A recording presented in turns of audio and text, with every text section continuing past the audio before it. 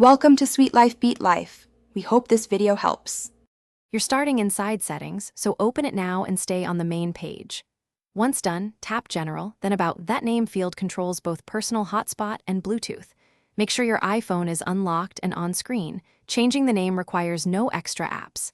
If your device is managed by MDM, note that a profile may block edits.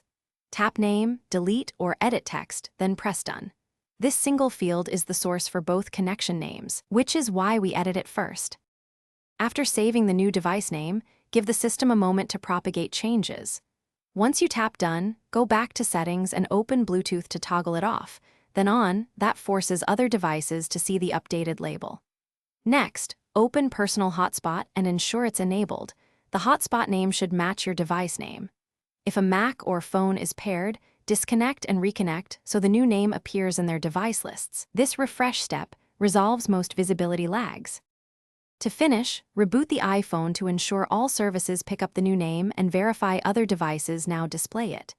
If the Bluetooth or hotspot name still shows the old label, unpair the device and pair it again. That clears cached names. If changes are blocked or revert, inspect Settings, General, VPN, and Device Management for profiles, or check screen time restrictions.